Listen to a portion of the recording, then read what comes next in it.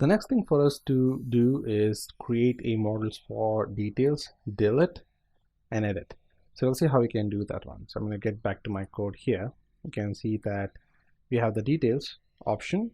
We're going to set up the model for this one now. So what we're going to do is I'm just going to create a duplicate of this model. Just copy this, okay, and paste it right below this.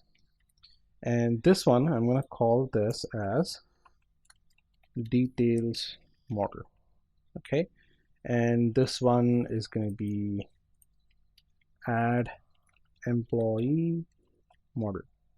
Okay, so next thing is that we need to set up the pop-up for this one. So as you can see that the pop-up is enabled by adding the data toggle model. So I'm just going to copy this one now, and let's get back to our table. You can see the details is here.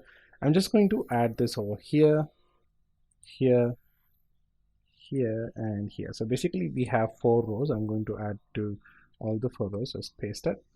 Now here we need to specify the ID. So I'm going to give this as employee details.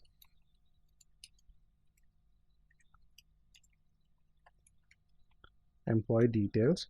Now what happens is I'm going to give this as 1. Now this is going to be dynamic for the database. So let's just say if there are like multiple users and there are like hundreds of users there, so you don't want to give like hundreds of models.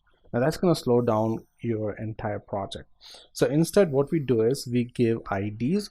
So these IDs will collect the data based on the user, like based on what you click on.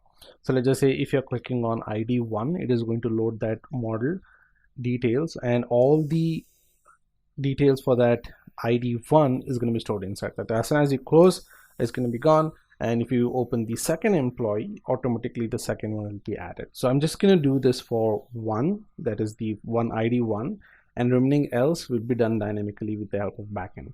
But here we are not working on the backend part, you're directly working on the front end. So I'm just going to do for the first one.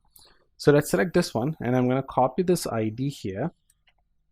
Let's get down, and here you can see the details model is there. I'm just going to paste it over here and here. Now this is going to be dynamic, like I said, and this one is going to be employee details.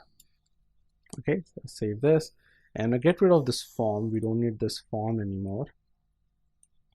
Okay, and after this model body, let me add a table. Dot table, and say tr th.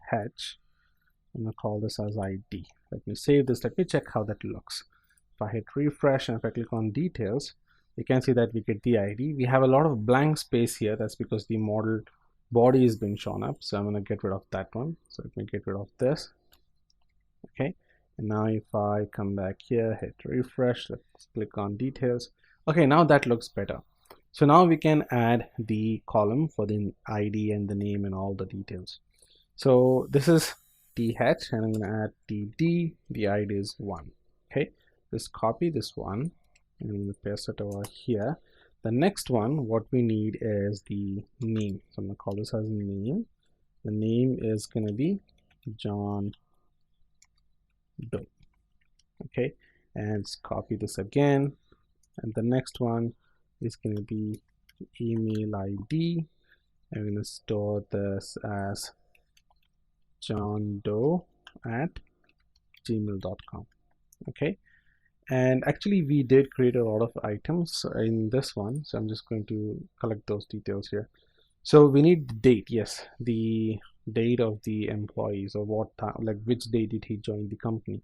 So I'm just going to copy this and I'm going to paste it here and call this as joining date. Okay, that's probably would be like 29 July 2020, something like that. Or we can set it to the future date or the past date, like whenever the user is going to, whenever the employee is going to be added there. We have the email ID. So after the email ID, we need the phone number. So I'm just going to copy this one, just paste it over here, and this is going to be phone, and this is going to be just a dummy phone number. Okay, and I'm going to add +91. Okay, and then we have the job. So basically we need to specify the job details. That's going to be like graphic designer, web designer, and stuff like that.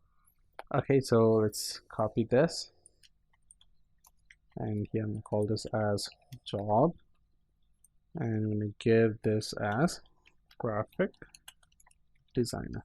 Save that. Let's get to our browser. Let's hit refresh. So if I click on details, I can see that you can see all the details of that specific user. So we can give a lot more options to this. So I'm going to give a class. I'm going to call this as table border. Save this. Let's get back here. Let's refresh. Let's click on details. So now we have a much more detailed version of that specific employee.